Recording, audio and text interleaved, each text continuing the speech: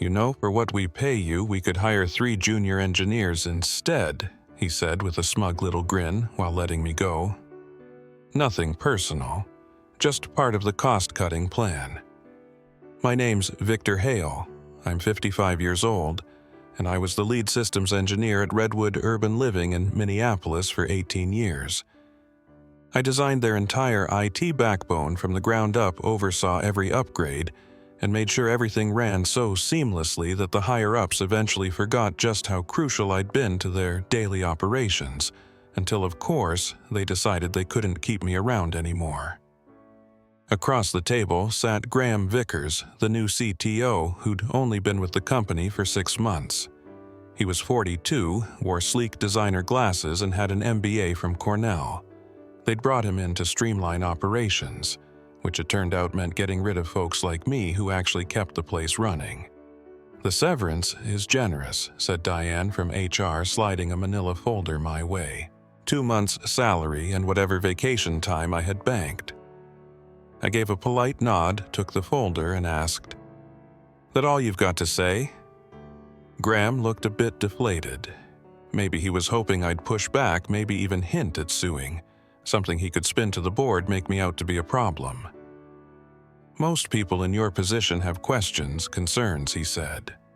I just shrugged. "Seems pretty clear to me." He glanced at Diane, who looked equally baffled by how composed I was. What they didn't realize was that I wasn't calm. I was just finished. "And those are not the same thing." "Well, we'd really value your help with the transition," Graham added, trying to salvage some control. "The new team will need direction on the system layout. Maybe a short consulting contract." I told him I'd think it over, but I already knew I wouldn't. We shook hands. I packed up my things, 18 years of my life reduced to one cardboard box. As I passed some coworkers, a few gave me quick nods, but mostly avoided eye contact, probably fearing they'd be next. Down in the parking ramp, just as I reached my pickup, my phone vibrated. A message from Alan, the database admin I'd brought on 12 years back. "Vic, the team's losing it." I didn't text back. When I got home, I sat out on the back deck watching the sun sink into Lake Superior, a glass of bourbon in hand, the sky turning copper above the water. Elaine came out and laid a hand gently on my shoulder. "What now?" she asked. I just gave a little shrug. "Something'll come along." What Graham never realized, never even tried to figure out, was that I hadn't only built their systems. I had written big chunks of the system code myself, with barely any documentation because the company never wanted to put money into hiring a real documentation team. So I was the only one who truly understood the built-in redundancies, the extra security layers tucked beneath the surface, the way the network all tied together. And honestly, I had no intention of walking anyone else through it. I'd joined Redwood Urban Living back when it was still called Lakewood Communities, a modest little real estate outfit in Rochester, New York, with just 4 apartment buildings and maybe a dozen employees. Their IT setup was laughably basic: 2 desktop PCs, a fax machine, and dial-up internet. The founder, Harold Lake, pulled me away from a consulting gig in Syracuse. "We're about to grow," he said. "I need someone who can lay down a real foundation." And over 18 years, that's exactly what I did. I turned that bare-bones setup into a fully integrated property management system, handling everything from tenant applications and background checks to automated maintenance requests and online rent collection across 63 properties in 4 different states. I built it piece by piece, constantly tweaking and upgrading it as the company expanded. When Harold retired 5 years ago, his son Justin sold the business to a private equity group who slapped on the new name Redwood Urban Living. They decided to keep me impressed by how far I'd taken the system. But it wasn't long before things shifted. New execs came in with a new agenda. Quarterly results started to matter more than long-term reliability. The red flags didn't come all at once. First, they shot down my plan to bring in a documentation team. "Too costly," they said. "We'll revisit next quarter." But that quarter never arrived.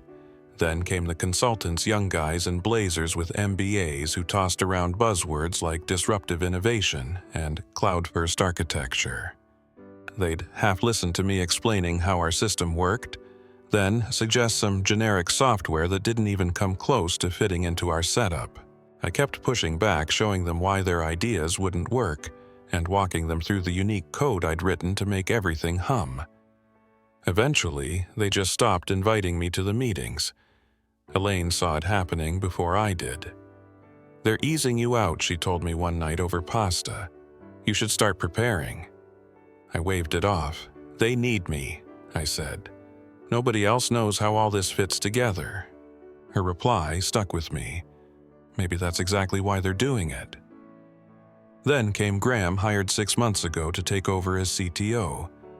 He came from a company that built banking software and was all about modernization and ditching legacy systems. He brought on 3 junior engineers right out of school, had them follow me around asking about the system. I answered their questions, sure, but I could tell they weren't really getting it.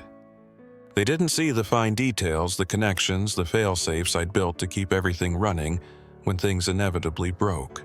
Last week, Graham swung by my office like it was no big deal. "Quick check-in tomorrow morning," he said, casually. "Just quarterly stuff. I should have seen it coming." 2 weeks after they let me go, I was sitting in my home office working on my resume when my phone rang. I didn't recognize the number at first. Graham Vickers. I let it go to voicemail. His message, "Victor, it's Graham. We're having some problems with the tenant portal. The junior engineers are trying to work through it, but they're having a hard time making sense of your code structure. Could you give us a call back?" "Just a quick consultation," Graham said in his message. I didn't even hesitate. I deleted it and turned my focus back to polishing my resume.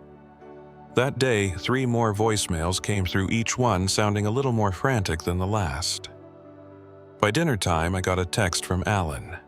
Systems have been down all day. Maintenance requests aren't going through.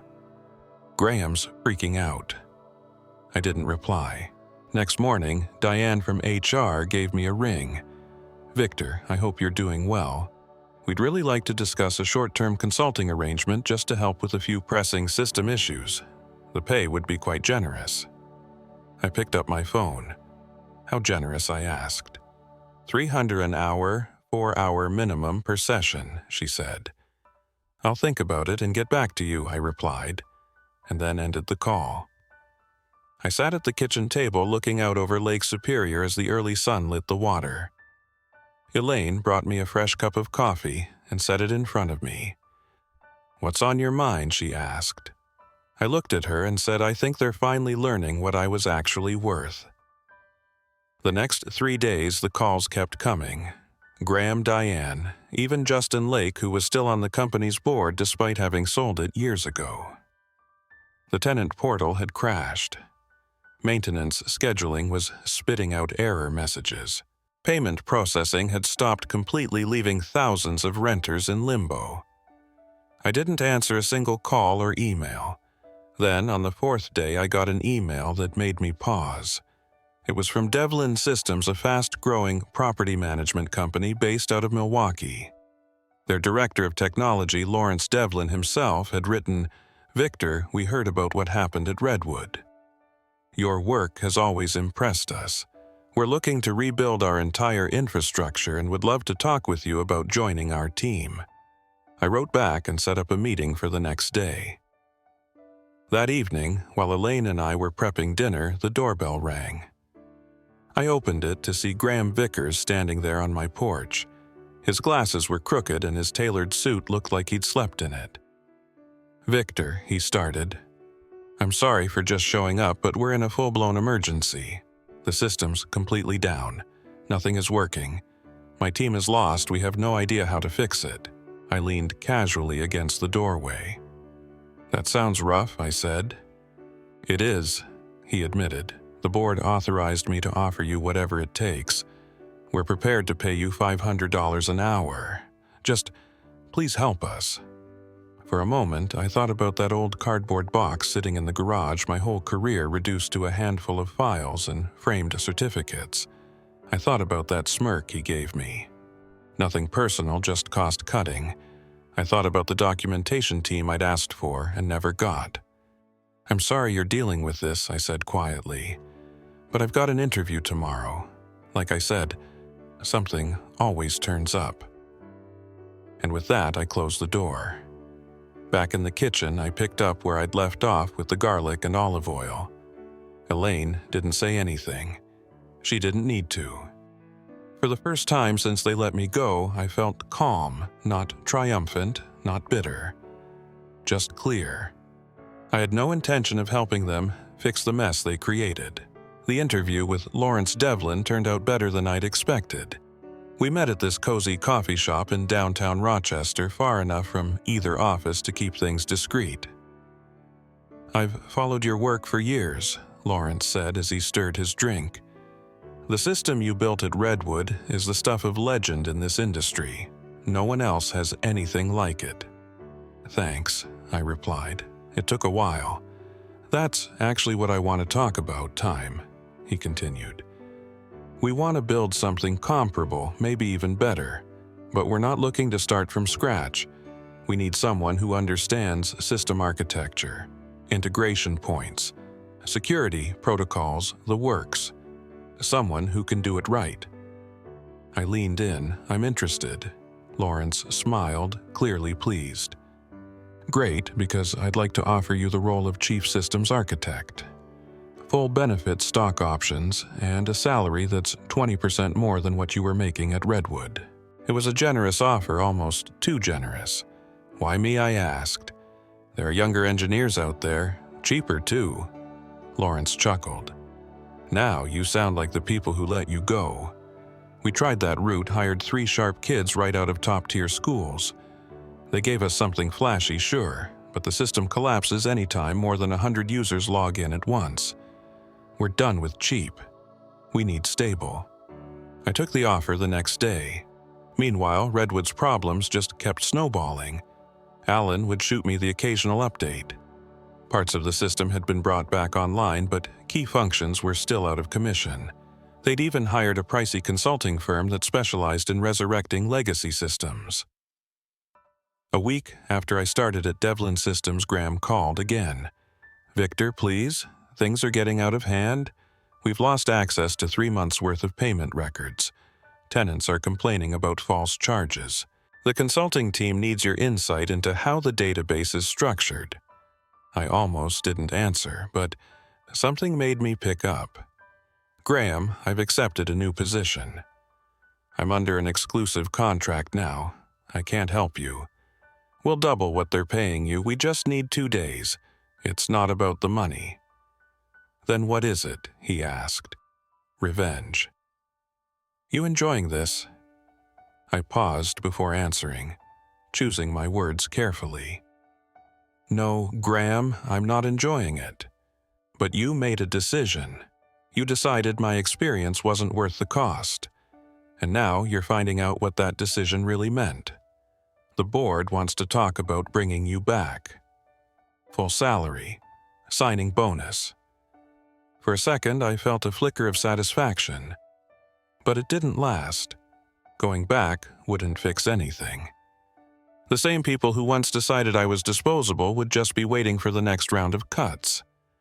"I appreciate the offer, but I've committed to Devlin Systems." His voice tightened. "You know, there could be legal consequences. If we find you intentionally made our systems hard to maintain, non-compete violations, intellectual property." There it was, the threat I'd been expecting. The system is exactly as it was when my requests for a documentation team were denied, I said calmly. "Every line of code is Veltria's property per the terms of my contract. I haven't taken anything except my knowledge. But feel free to have your legal team talk to mine." I hung up my hand, shaking not with fear, but with a kind of anger I hadn't fully let myself feel until that moment. The implication that I had sabotaged them. That was the final insult. At Devlin, things were different. I was starting from zero but doing it the right way. Full documentation. Proper onboarding for the engineering team. Built-in redundancies to make sure nothing even close to Redwood's collapse could happen again. I wasn't going to dwell on the past anymore, but I wasn't about to step in and bail them out either. Some lessons, especially the important ones, need to be learned the hard way. About a month into my new role at Devlin Systems, I had an unexpected visitor. Alan, my former database administrator from Redwood, showed up at my office doorway, clutching his laptop bag and looking a bit uneasy. "Got time for lunch?" he asked. We ended up at a sandwich spot just a few blocks away. Between bites, Alan leaned in and lowered his voice, even though the deli was noisy with the lunchtime crowd. "It's worse than you think," he said. "They've lost access to historical data going back 3 years. The backup systems are corrupted. The consultants are saying they might have to rebuild the entire infrastructure from scratch." I wasn't shocked. That backup system had been designed with layers of redundancy and tight security safeguards that required precise execution. Miss a step, and the whole process would fail by design a safeguard against unauthorized access to sensitive tenant data. "And that's not all," Alan continued. "While I was helping the consultants figure out the payment system, I stumbled across something." He pulled out his laptop and opened a series of archived emails. They were between Graham and members of the board discussing a phased reduction of legacy staff. I was named as the first on the list. "Graham had been laying the groundwork for your termination for months," Alan explained. "He told them your custom-built infrastructure was too costly and proposed replacing you with junior engineers and off-the-shelf solutions. He claimed it would save over $1 million a year." I scrolled through There's messages, reading with an odd sense of detachment. One line in particular stuck out. "Hale's systems are needlessly complex. He's made himself indispensable by design, not necessity." But Alan wasn't finished. "The private equity firm that owns Redwood. They've been planning to sell. This whole restructuring, just a strategy to make the company look leaner and more profitable. Graham was hired specifically to cut costs ahead of the sale." Suddenly, everything made sense. The resistance to proper documentation, the obsession with standardization, the abrupt shift in priorities. It was never about building something better. It was all about dressing the company up for a quick sale. "Why are you telling me all this?" I asked. Alan closed his laptop. "Because I quit yesterday, and I'm not the only one. Half the IT team's gone. The consultants estimate it'll take 6 months, maybe more, to fully restore functionality. And that's not even the worst part." He hesitated. "Redwood's biggest client, Westbrook Properties, is thinking about leaving. They've lost confidence in the system. If they walk, that's 30% of Redwood's revenue gone right before the sale." I nodded, realizing the full impact. "So, what's next for you?" Alan grinned. "Well, I was hoping Devlin Systems might need a database guy." That afternoon, I sat down with Lawrence and asked if we could bring Alan aboard. He didn't hesitate. We were building a team, piece by piece, with people who knew what it meant to create something that lasted. That evening, I got another call from Graham. This time, the confidence in his voice was gone. "Victor, please, it's critical. Westbrook is threatening to pull their contract. The board is coming down hard. We need you. Just tell us your price." "I'm sorry, Graham," I said. "I can't help you. Name your price, anything. It's not about price, it's about respecting experience, about valuing the work it takes to do things right from the start." There was a pause. Then he said quietly, "You knew this would happen, didn't you? You knew what would fail, when it would fail." "No," I replied. "I just knew exactly what I had built and what it needed to stay standing." I tried to share that, over and over. I ended the call without anger or satisfaction, just a deep, calm clarity. Some lessons I realized only sink in after everything falls apart. The opportunity arrived faster than I ever imagined.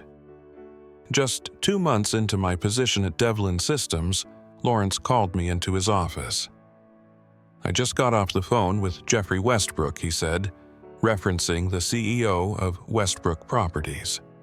"They're officially pulling out of their contract with Redwood next month, and they want to know if we can take over their entire portfolio." Westbrook Properties managed over 10,000 rental units across the Northeast. That would more than double our current operation overnight. "We're not ready for that scale," I admitted. "The new system's coming along, but it's only halfway there." Lawrence didn't flinch. "What would it take to be ready if we had to be?" I ran through the possibilities in my head. 3 additional senior engineers dedicated server infrastructure, at least 8 weeks of accelerated development. Even then, it'd be a tight window. Jeffrey's desperate Lawrence said. "Redwood's system failures are killing their credibility. He's offering us 12 weeks and is willing to fund the infrastructure build-out." This was it, the inflection point. If we pulled it off, Devlin would become a legitimate player in the industry. If we stumbled, it could drag both companies down. "Let me think through the system architecture," I said. "I'll bring you a plan tomorrow." That night, I barely got any sleep. I sketched diagrams, plotted data migration paths, outlined scaling contingencies. By dawn, I had something that might work: a staged hybrid rollout that could bring Westbrook's properties into the system incrementally to minimize risk. When I showed it to Lawrence the next day, he went through every line with care. "This is strong," he said. "But I noticed you included a full documentation phase. It adds 3 weeks to the timeline." "It's non-negotiable," I said. "That's where Redwood failed. We're documenting everything from day one. The team will know every inch of this system. No black boxes, no single points of failure." He nodded. "All right, I trust you. Let's do it." The following weeks were a sprint. We hired 5 more engineers, including 2 who'd recently walked out of Redwood.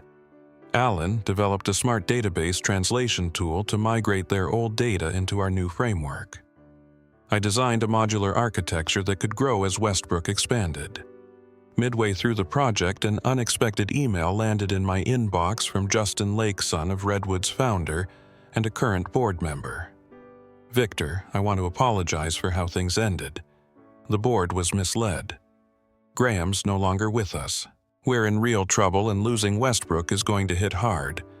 If you're ever open to coming back, the door is open." I didn't reply. By week 10 of our 12-week timeline, we were ready to roll out. Westbrook's smallest region, 2,000 units in western New York, would be the pilot. If things went well, we'd move on to the rest. The day before launch, Lawrence called me in again. This time, someone was waiting: Jeffrey Westbrook himself. "So you're the systems architect," he said, standing to shake my hand. "Lawrence tells me you've built something that won't crumble every time we grow. Something future-proof. That's the goal," I said. "I also heard you used to work at Redwood," he added, watching my reaction. I nodded, not sure where this was heading. "They're in a bad spot," he said.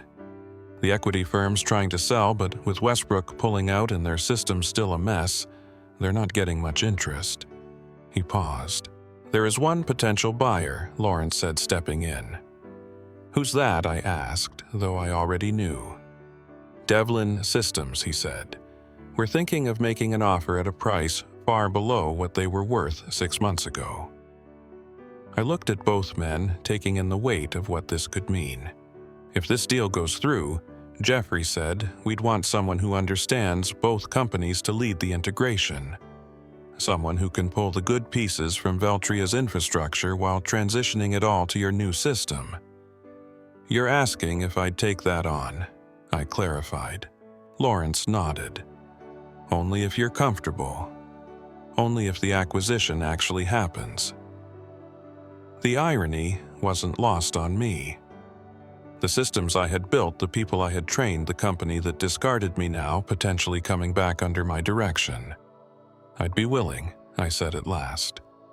But I have one condition: we do it the right way. Full documentation. Team training. No shortcuts. Agreed, Lawrence said without hesitation. We've learned that lesson. As I walked back to my office, I didn't feel vindicated or hungry for revenge. What I felt was simpler. The quiet satisfaction that good work done right eventually speaks for itself. 6 months later, I stood in the lobby of what used to be Veltria Housing's headquarters. The sign out front now read Devlin Integrated Property Management. The acquisition had closed at less than a quarter of the company's previous valuation. Lawrence and I walked through the building, greeting former Veltria employees who had stayed on through the transition. Some avoided eye contact. Others smiled with visible relief. A few those who had worked closely with me gave me subtle nods as if to say, "We get it." Graham was long gone, along with most of the execs who signed off on my termination. Justin Lake had stayed on temporarily, helping to bridge the transition for Veltria's legacy clients. When we reached the server room, my old domain, I stopped for a moment. Behind the glass, I saw the machines I'd once chosen, the lights blinking in rhythm on systems I'd personally configured. "Want to step in?" Lawrence asked. "No need," I said. "We'll be moving everything to the new infrastructure anyway." In the main conference room, the remaining Veltria team had gathered for a company-wide announcement. Lawrence introduced me as the Chief Integration Officer overseeing the technical transition. "Many of you know Victor," he said. "He built the original systems that kept this company running for nearly 20 years. Now he'll be guiding the integration of both companies' technology into something better than either had alone."